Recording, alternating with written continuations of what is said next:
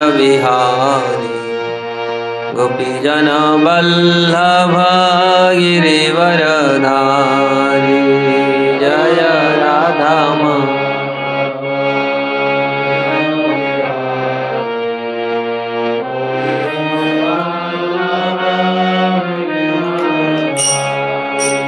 जय राधा माधव कुंज विहारी गोपीजन वल्लभ गिरिवरधारी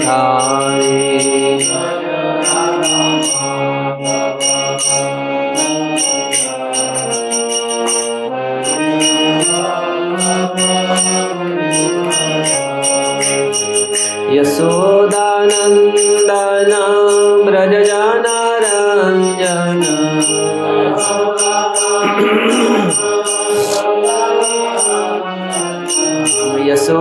यशोदानंदन व्रजजनरंजन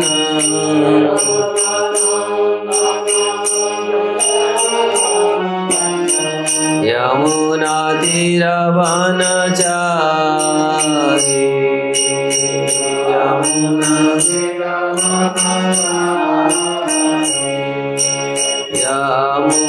तीरवनचारी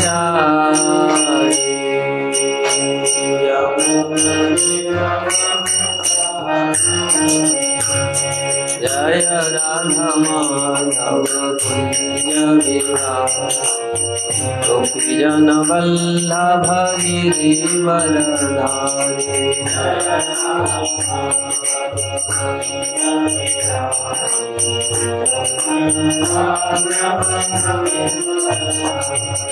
जय राधा माधव कुंज विहारी गोपीजन वल्लभ गिरिवरधारी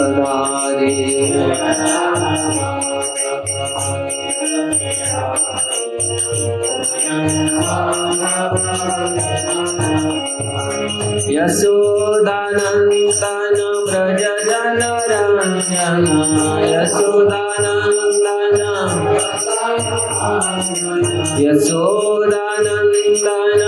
व्रजजनरंजन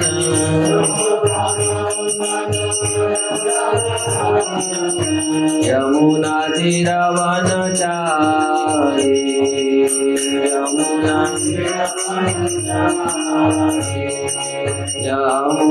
तीरवनचारी यमुना जय राधा माधव कुंज विहारी गोपीजन वल्लभ गिरिवरधारी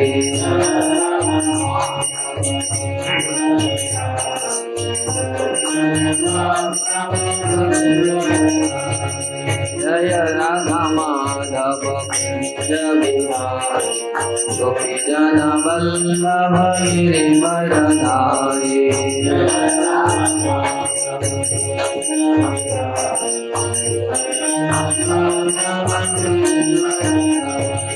हरे कृष्णा कृष्णा कृष्णा हरे हरे हरे राम राम राम हरे हरे हरे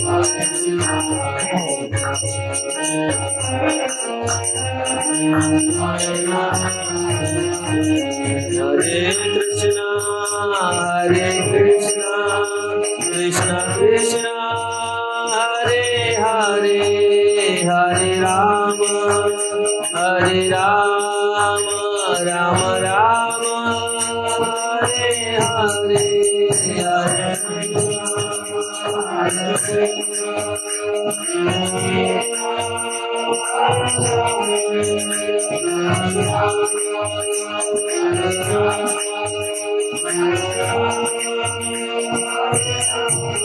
जय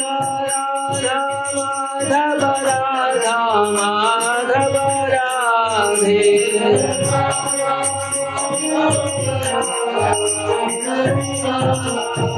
जय राधा गिरिधर राधा गिरिधर राधे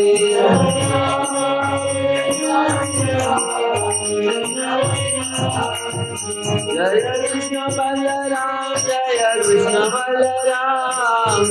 बलराम जय कृष्ण बलराम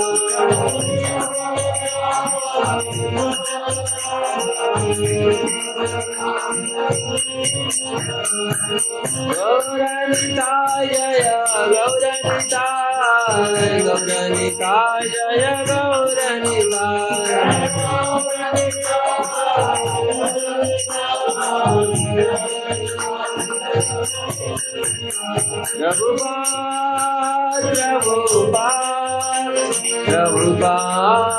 प्रभुपाद जय जय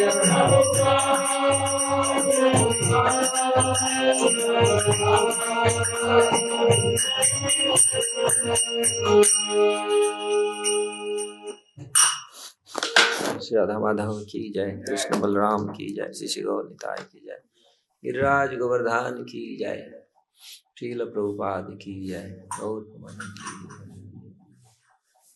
ओम नमो भगवते वासुदेवाय।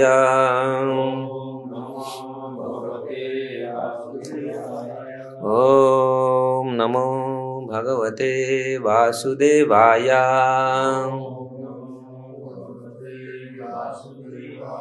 ओम नमो भगवते वासुदेवाय।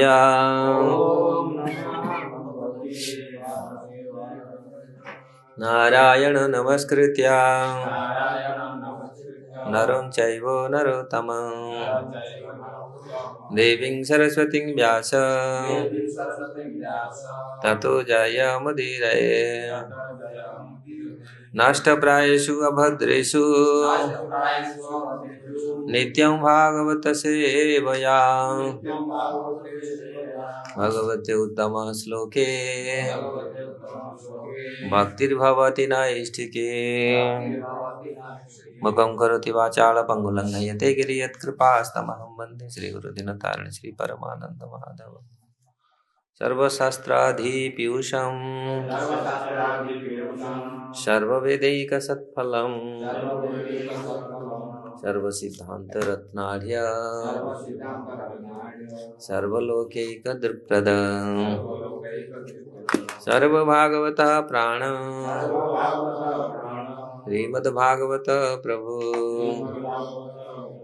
कलिध्वंतादितादित्य श्रीकृष्ण परिवर्तितं परमानंद पाठाय प्रेम वर्षखरायते सर्वदा सर्वसेव्याय हे कृष्णाय नमस्तुमे। मदेक बंधु मत संगी मद्गुरु मन्महाधन मन्निस्तारक मद्भाग्य मदानंद नमस्तुते। असाधु साधुदायिन अति नीचो चतो करो आनमंच कदाचिन्म्या प्रेमणानुत्कंठयो स्फुरः। श्रीमद्भागवतम की जय। श्रीमद्भागवतम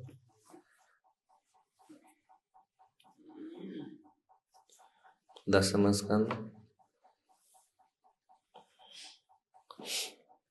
8वां अध्याय श्लोक संख्या 8 चैप्टर 8 10-8 श्लोक संख्या 21 21। कालेन व्रजता अल्पेन गोकुले रामकेशवौ जानुभ्यां सह पाणिभ्यां रिंगमाणो विजहतुः।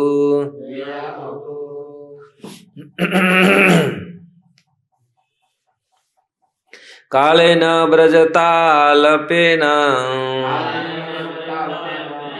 गोकुले रामकेशवौ जानुभ्या सह पाणिभ्या रिंगमाणो विजयन्तु। कालेन व्रजताल्पेन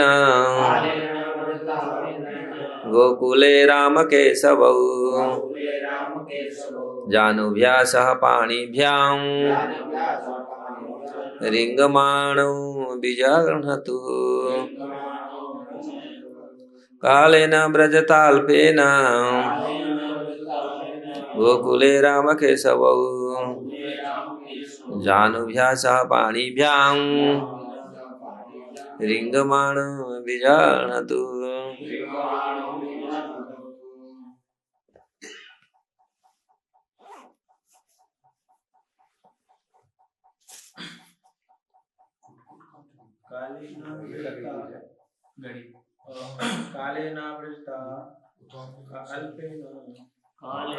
व्रजताल्पेन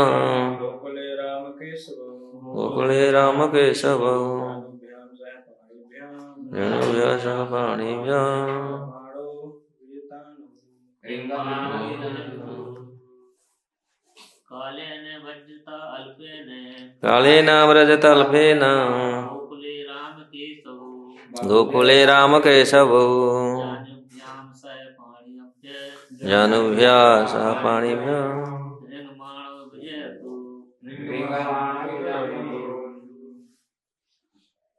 कालेन व्रजताल्पेन गोकुले राम केशव जानुभ्या सह पाणिभ्यां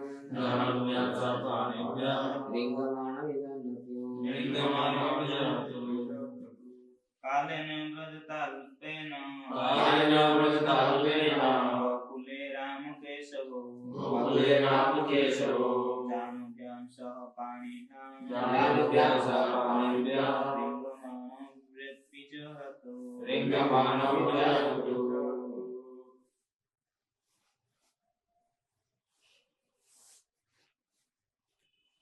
कालेन समय के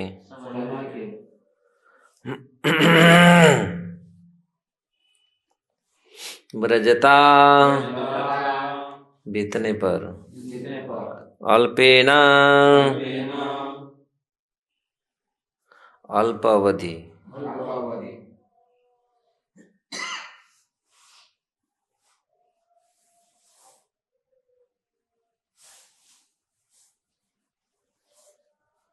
गोकुले गोकुल या ब्रजधाम में राम केशव बलराम तथा कृष्ण ने जानुभ्यां घुटनों के बल सहपाणिभ्यां हाथों के सहारे रिंगमाणों रेंगते हुए विजनतु खिलवाड़ किया।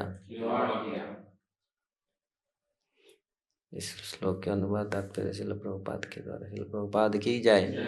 कुछ समय बीतने के बाद राम तथा कृष्ण दोनों भाई अपने घुटनों के बल पर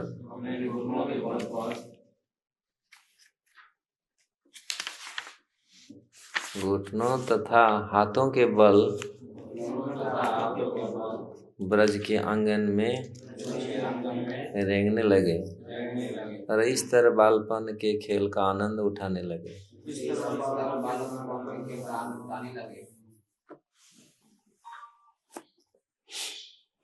तात्पर्य एक ब्राह्मण भक्त कहता है श्रुति अपरे स्मृति इतरे भारतम अन्ये भजतु भवभीतः अहम इहानंद वंदे यस्यालिंदे परम ब्रह्म।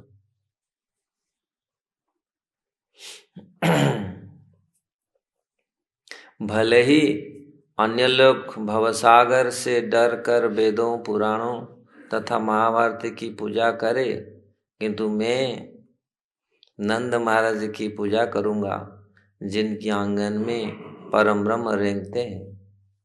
महाभागवत को कैवल्य अर्थात भगवान ब्रह्म ज्योति में समा जाना नरक के समान लगता है, किंतु यहाँ पर मनुष्य नंद महाराज के आंगन में कृष्ण तथा बलराम के रेंगने का चिंतन मात्र करके ही दिव्य आनंद में लीन रह सकता है। जब तक कोई कृष्ण लीला के विशेष रूप से कृष्ण की बाल लीलाओं के विचार में मग्न रहता है, जैसा कि महाराज परीक्षित चाह रहे थे, तब तक वह वास्तविक कैवल्य में लीन रहता है।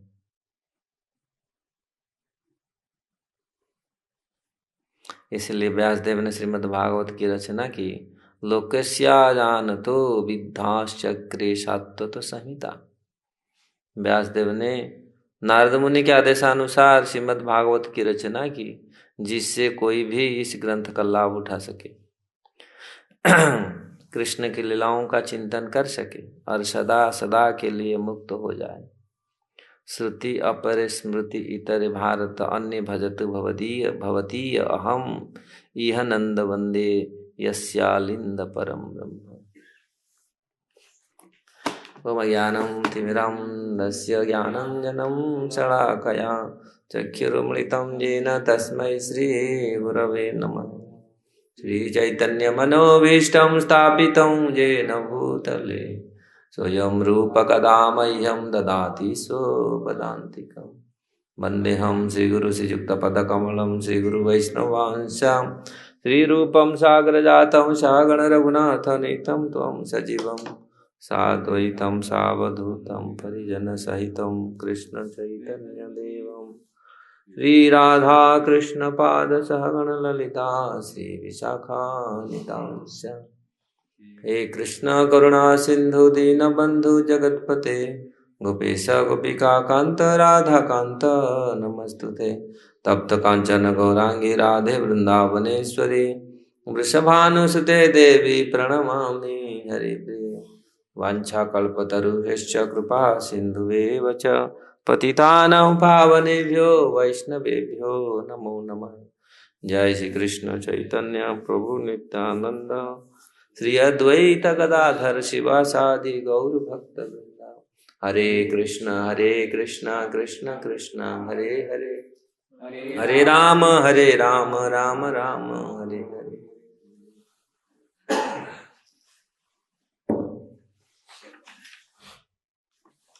तो इस प्रकार दसम स्कंद की 8वां अध्याय का हम लोग पाठ कर रहे हैं। गर्गाचार्य द्वारा भगवान कृष्ण बलराम का नामकरण पश्चात उन्होंने अपने घर चले गए और यहाँ ब्रज का जो शोभा किस प्रकार भगवान कृष्ण बलराम कुछ कालीनम ब्रज ताल्पेन, अल्प समय में ब्रज में ऐसे भगवान कृष्ण बलराम बढ़ने लगे, ऐसे ब्रज को आनंद देने लगे। वास्तविक भगवान तो आनंद की कंद है, आनंद के उच्च हैं। इसलिए अद्भुत लीला भगवान की शुरू से लेकर के अंत तक भगवान इस धरती पर जितने साल तक रहे, उनके चरित्र उनके अद्भुत रहा। यही भगवान का भगवत्ता है, यही वास्तविक भगवान है, जहाँ विराजमान रहते हैं और जिन के हृदय में भी विराजमान रहते हैं, उनका भी हम देखते हैं वो भक्तों का कितने विचार, उनके आचार और उनका कार्यक्रम हम लोग देख सकते हैं। भक्तों का भी विचार, भक्तों का, क्योंकि भक्त का विचार हमेशा भगवान में लीन रहता है, इसलिए भक्तों का भी हम लोग देखते हैं कैसे उनके विचार, क्योंकि भगवान उनके मन मस्तिष्क रहने के कारण वो भी कितने सुंदर लगने लगते हैं, उनका व्यवहार भी कितना सुंदर लगने लगता है। और भगवान जहाँ होंगे, इसलिए यहाँ प्रभुपाद जी ने सुंदर श्लोक उद्धृत किए हैं। और जहाँ ऐसे महान आचार्यों ने भगवान के बारे में जो लिखा है, कुछ लोग तो रामायण महाभारत वेदों का अनुसार ही, उनके सिद्धांतों पर ही भगवान का साधन पूजन करते हैं। लेकिन यहाँ जो उद्धृत प्रभुपाद जी ने किए हैं, बहुत सुंदर श्लोक उद्धृत किए हैं। वास्तविक भगवान जब ब्रज में आविर्भूत हुए थे और यहाँ अभी अपनी बालक जो बाल्य लीला अभी जो प्रदर्शन कर रहे हैं, ये बहुत चित्ताकर्षक लीला है और सबको आनंद के सागर में डुबा रहा है। तो इसलिए यहाँ जो आचार्य जी इसको लिखे हैं, किस प्रकार अल्प काल में ब्रजताल्पेन गोकुले राम केशव, राम और केशव किस प्रकार अल्प समय में गोकुल को ऐसा बनाया वातावरण।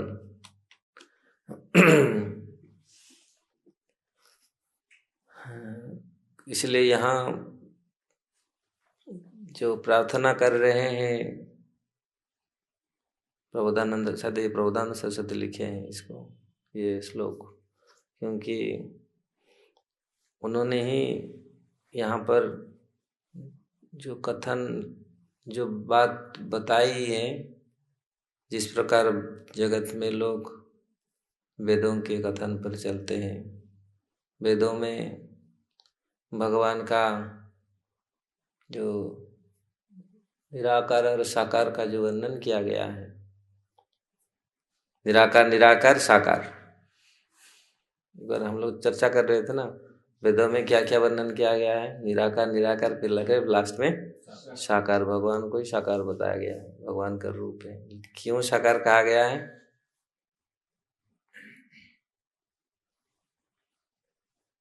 क्योंकि निराकार का कोई अनुभव नहीं कर सकते। इसमें 100 श्लोक में बताया था, बहुत दिन हो गया वो चेतन चेतावंत क्लास।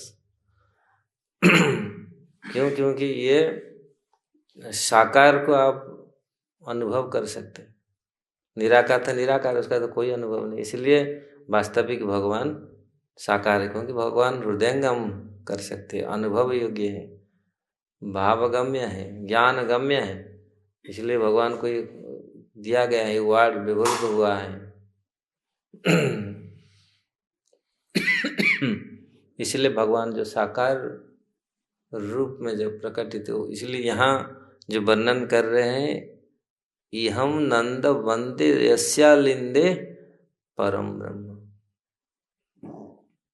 जहाँ वो ऐसे परम ब्रह्म परमात्मा जिनके आंगन में खेल रहे हैं, रेंग रहे हैं, घुटने में चल रहे हैं। ऐसे तो छोटे छोटे बच्चे जब खड़े होते हैं और घुटने में चलते हैं, तोतली बोली बोलते हैं, बहुत मतलब पूरी पति मतलब पिता माता पूरी परिवार वालों को पूरा आनंद आता है, बहुत आनंद आता है ना, छोटे छोटे बच्चे जब चलते हैं पूरी। अरे इसीलिए परिवार वाले सब दुख दर्द भूल जाते हैं बच्चों को देख करके, छोटे छोटे बच्चों को देख करके। कभी कभी यद्यपि परिवार में बहुत कष्ट है, गृहस्थ जीवन में बहुत कष्ट है, लेकिन ये कुछ थोड़ा सा खुशियां हैं जो बच्चे छोटे छोटे बच्चों को देख करके, अरे बाप, कुछ समय के लिए लोग थोड़ा सा दुख से भूल जाते हैं। नहीं तो ये गृहस्थी बहुत कठिन है। खाली लोग सोचते हैं गृहस्थी बहुत मजा है, लेकिन गृहस्थ मजा नहीं है, बड़ा सजा है। लेकिन गृहस्थी में मजा नहीं है, सजा है। लेकिन इसमें ये छोटी छोटी जो सुख है, ये छोटे छोटे बच्चे, प्रभुपाद जी भी जब अमेरिका में वो गोपाल अग्रवाल के बेटा खड़ा हुआ था, तो प्रभुपाद जी ने बहुत खुश हुए थे, हाँ खड़ा हो गया। क्योंकि बच्चे छोटे छोटे बच्चे जब पहली बार खड़े होते, कोशिश करते खड़े होने के लिए, और घुटने में जब चलते हैं, वो बहुत भगवान का देखो, बाल गोपाल, आंठवा, हमारे उड़ीसा में बोलते हैं आंठवा गोपाल। आंठवा मतलब जो ये घुटने पर जो खड़ा रहता है, इसको आंठू बोलते। तो ऐसा वो ऐसा ये करके रहता है, ऐसे बहुत पूजा होता है ना, पूरे। तो ऐसे जो भगवान का रूप, ऐसे बाल्य लीला, जैसे साधारण छोटे से बालक कितनी पूरी परिवार को कितनी आनंदित कर देता है। और तो ये तो पूरी विश्व मोहन है, ये तो विश्व का जो मोहित करते हैं। और ये जब कृष्ण बलराम की जाए, जब ये घुटनों में और हाथ ऐसे पकड़ के ऐसे ऐसे चलते रेंगते हैं तो कितनी आनंद आता होगा। सबको आनंदित करते हैं, क्योंकि विश्व को आनंदित करते हैं, धरती को, अंबर को, आकाश को, तो सबको पूरी आनंदित करते हैं, क्योंकि ये हैं आनंद के कंद हैं और विश्व मोहन है। तो इसीलिए यहाँ आचार्य लोग बोले वो लोग कितनी भाग्यवान है, नंद बाबा यशोदा माता, वो पूरी ब्रज कितनी भाग्यवान है, जहाँ परमानंद हम नंदम बंदे यस्या लिंदे परम ब्रह्म, जिनके घर में परम ब्रह्म भगवान कृष्ण घुटनों पर चल रहे हैं, मतलब क्रीड़ा कर रहे हैं, वो कितनी भाग्यवान ना होगा। तो इसलिए भगवान जहाँ भी यहाँ ब्रज में जो जितने समय तक रहे, पूरी ब्रज को ऐसे आनंदित किया। लोकोस्या जनतो बिंदाश्चक्रे शाश्वत संहिता, ऐसे लीलाओं को व्यासदेव जी ने जीवंत किया। श्रीमद् भागवतम पूरी जीवंत लिखा, और आज भी वो जीवंत है। पूरी ऐसे लीलाओं को हम लोग पढ़ते हैं। वास्तविक भगवान का लीला जीवंत है, और तो समृद्ध है, क्योंकि भगवान ही नित्य है और भगवान का लीला भी जीवंत है। इसलिए आप पढ़ो, आपको लगेगा पूरी ये जीवंत है पूरी। अरे कभी भी कहाँ भी किसी समय भी पढ़ते हैं वो लीलाओं को तो जीवंत होता है। ये जीवंत होने के कारण आप उसको अनुभव कर सकते हैं, उसमें आनंद ले सकते हैं, उसको आपको प्रभावित करता है। तो इसलिए यहाँ व्यासदेव जी के रूप में स्वयं नारायण आकर के इस लीलाओं का वर्णन किया है बहुत सुंदर रूप से श्रीमद् भागवत में। आज भी बाल्य लीला भगवान का इतनी सुंदर लीला, यद्यपि बहुत सारे अवतार हुए हैं, लेकिन उनका बाल्य लीला इतना, नरसिंह भगवान का बाल्य लीला तो है ही नहीं। वो सीधा आए फाड़े। उनका बाल्य लीला कहाँ है, कल थोड़ा। और बामन देव का भी, बामन देव भी जन्म हुए, पैदा हुए ऐसा ही, और तुरंत फटाफट उनको सब दे दिया। मतलब 10-15 मिनट आधा घंटा में सब कुछ उनको भेंट दे दिए। भेंट देने के बाद तुरंत चल पड़े। बलि का जानते ही कहाँ जाए, सबको मालूम है ये तो जाएंगे वहीं, सीधा वहीं पहुंचे। उनका बाल्य लीला भी, भगवान राम का बाल्य लीला थोड़ा है, बहुत सुंदर बाल्य लीला है भगवान राम का। राम लक्ष्मण भरत शत्रुघ्न, उनका बाल्य लीला थोड़ा सा है। और कृष्ण और है राम, भगवान राम का बाल्य लीला, लेकिन कृष्ण का बाल्य लीला अति अद्भुत है। 6 दिन से जो शुरू कर दिया लीला, 6 दिन क्या, जन्म से प्रकट हुए, जेल में ही खेल कर दिया। जेल में भी खेल कर दिया पूरा, मतलब शुरू से ही उनका लीला वास्तविक सुंदर, अति सुंदर लीला है। इसलिए ब्रह्मा जी, शिव जी सब इनका गुणगान कर रहे हैं वास्तविक किस प्रकार। तो दूसरी अवतार में जैसे ऐसे लीला कहाँ हम देखने के लिए नहीं मिलता। इसलिए व्यासदेव जी के रूप में आकर के उन्होंने इसको पूरी भागवत में जीवंत किया। और भागवत में आज भी भागवत में पढ़ते हैं हम लोग, उसी श्लोक को देखते हैं किस प्रकार व्यासदेव जी ने। इसलिए लोकोस्या जानत बिंदाश्चक्रे शाश्वत संहिता, तो सात्वत संहिता को उन्होंने बनाया, वर्णन जो रचना की, क्योंकि जो इस चीज को, जो इसको पढ़े, विचार करे, मनन करे, तो उसका उद्धार हो जाएगा। ऐसा उपाय, ऐसा जीवंत है भागवतम। ऐसे लीला उन्होंने रचना की। अगर कोई इसी में अपने मन को निवेश करता है, इस लीलाओं में, और ऐसे ये आकर्षक लीला है, कोई भी थोड़ा सा मन लगाएगा तो आराम से इसका मन चला जाता है। इसलिए ऐसे ऐसे ऐसे इसी तरीके से उन्होंने भगवान की लीलाओं को वर्णन किया, जीवंत किया। तो इसलिए इसका लाभ उठाना चाहिए, क्योंकि व्यासदेव जी के रूप में आकर के जानते थे ऐसे कलियुग में ऐसा कलियुग ने हर युग में श्रीमद् भागवतम जीवंत लीला है। भागवतम में हर समय ये उपाध्याय है। कोई भी इसको पढ़ता है,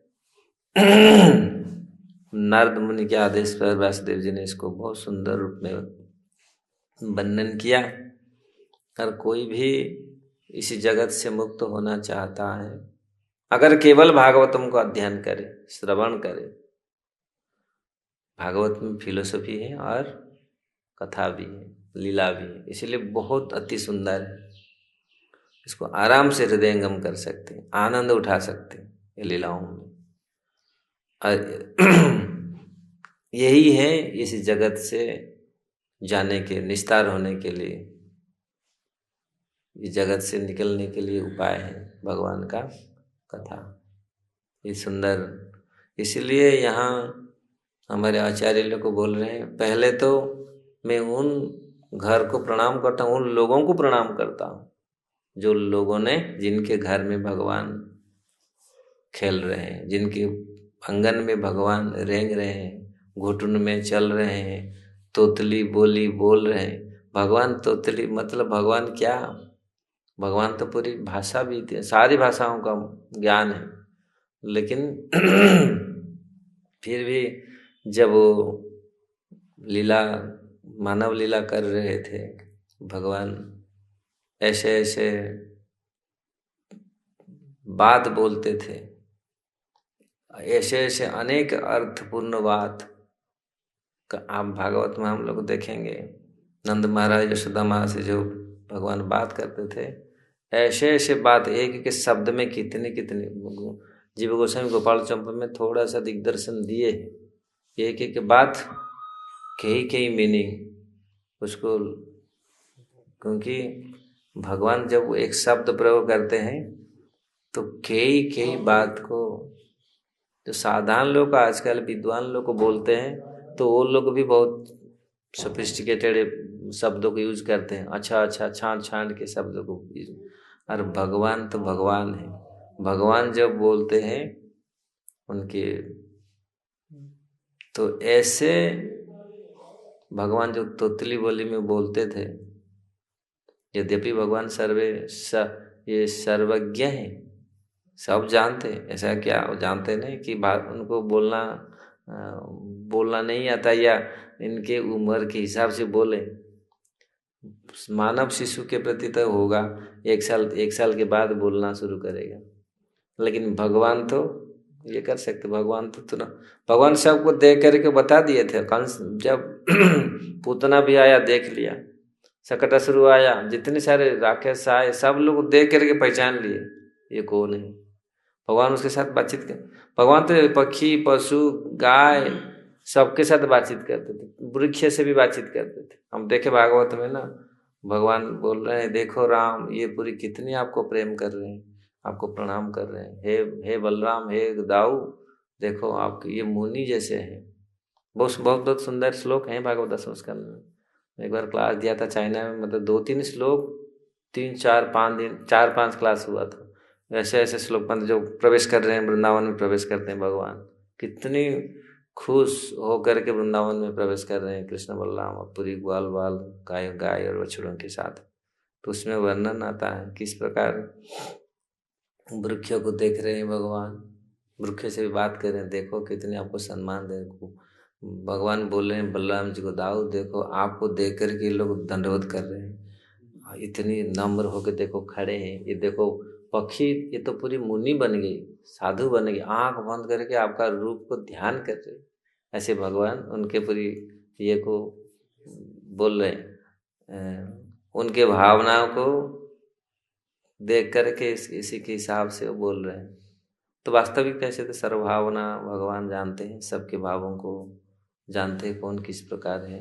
तो जब भगवान नंद महाराज के घर में आए थे तो उस समय वो वातावरण कैसा होगा हम अनुमान लगा सकते हैं। जहाँ भगवान विराजमान करते हैं वो समय, वो जगह, वो स्थिति कैसा होगा। ब्रज तो पूरी आनंद में उछल रहा था, पूरी कितनी आज भी ब्रज, ऐसे तो भगवान है, भगवान तो हर समय रहते भगवान, लेकिन जब भगवान प्रकट थे, जो प्रकट अप्रकट लीला, प्रकट तो भगवान सब जगह में है, लेकिन प्रकट जब थे वो पूरा ब्रज तो पूरी ऐसे आनंद से उछल रहा था। हर चीज ऐश्वर्य पूरी भरा चकाचक, किसी का कोई जरूरत, मतलब ब्रजवासी लोग को पूरी कोई जरूरत नहीं था, कुछ ही चीज का कमी नहीं था। घी दूध दही सब, खाना पीना में रहने पूरा, ये सब में पूरा उस चकाचक था पूरी। तो इसीलिए ब्रज में कोई कमी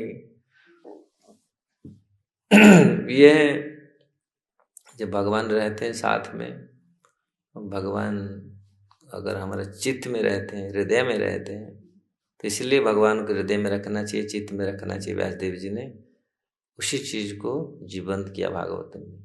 अगर कोई इस धरती से ये जगत में असंतुष्ट हैं, जगत में तो असंतुष्ट हैं हर लोग, तुष्ट कैसे होंगे, आनंद कैसे रहेंगे। भगवान लीलाओं का बार बार पढ़े, बार बार सुने, उनको चिंतन करें, मनन करें, तो इस जगत से आराम से निकल जाएगा। ऐसे जरूरत नहीं है बहुत सारे तपस्या करो, बहुत सारे त्याग करो, बहुत सारे ज्ञान का अभ्यास करो। ये केवल भागवतम सुनो, पढ़ो, चिंतन करो, मनन करो, बस उसमें सब कुछ। तो इसलिए यहाँ पर दे दिया। ऐसे नंद महाराज ऐसे भक्तों को प्रणाम करते हैं। वास्तविक भक्तों के भावनाओं, भक्तों के प्रेम से भगवान उनके घर में आते हैं। नंद महाराज यशोदा माता का भक्ति कितना बड़ा हो, कोई आचार्य बोल रहे थे, भगवान को गोद में कौन ले सकता है। जो विश्व ब्रह्मांड है पूरा, उसको कौन ले सकता। जो ऐसे ब्रह्मांड जैसे ब्रह्मांड को पकड़ने वाला उसका गोद हो, तब जाके तो भगवान को पकड़ पाएगा। हाथी को कौन लेगा गोद में। हाथी जैसा पूरी गोद होना चाहिए, बड़ा गोद होना चाहिए, हाथी को लेगा।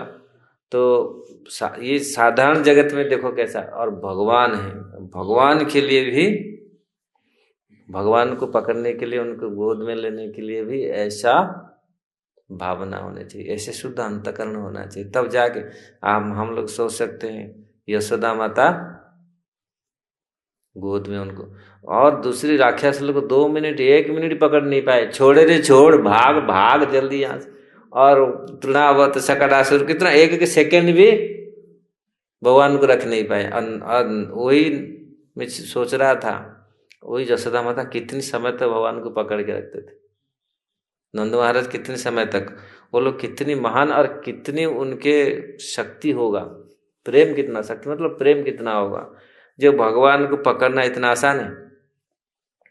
कोई राक्षस लोग कितने समय पकड़ा कितने समय कांटेक्ट में भगवान दूसरी के जीवन में आते हैं, हम लोग को देखें। लेकिन ऐसे भगवान को ये लोग कितनी प्रेम से, कितनी लाड प्यार से उनको रखें, तो उनका भावना उनका कितनी महान होगा। इसीलिए बोले भगवान कृष्ण को तो प्रणाम हम करते हैं, लेकिन इनको प्रणाम करें। इसलिए नंद महाराज को ये यहाँ शायद प्रबोधानंद सरस्वती जो रचना किए हैं, क्योंकि नरका एवं आकाश पर पुष्पाय थे, उसी वही चैतन्य चंद्रामृत नाटक में लिखे हैं, चैतन्य चंद्रामृत स्तोत्र में।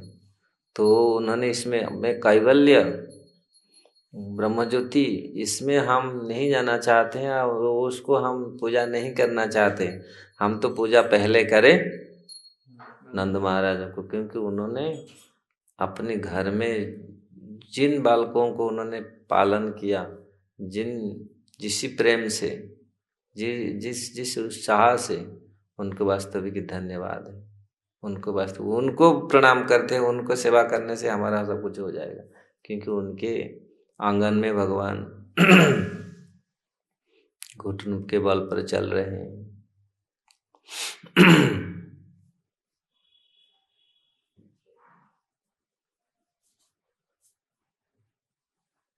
तो इसलिए यहाँ परीक्षित महाराज का भी यही उक्ति है। परीक्षित महाराज बोले, इन बाल लीलाओं को जो सुनता है, इनमें जो मग्न रहता है, वो कैवल्य से भी बढ़कर है। जो कैवल्य के लिए लोग, मुक्ति के लिए, मोक्ष के लिए जो प्रयत्न करते हैं हम, तो वो मोक्ष मुक्ति से भी बढ़कर है भगवान के बाल लीलाओं का चिंतन करना। क्योंकि कैवल्य मुक्ति उसमें तो इतना कोई आनंद नहीं, इसमें तो बहुत आनंद है।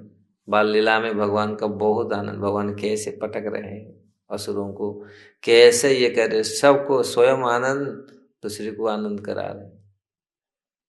और भगवान के साथ जितनी ग्वाल बाल, जितने सारे दोस्त हैं उनके, जितनी शाखाएं हैं, सबको पूरी किस प्रकार आनंदित करते हैं। तो इस प्रकार भगवान कितना टाइम हुआ, 9 तो बज गया। भगवान का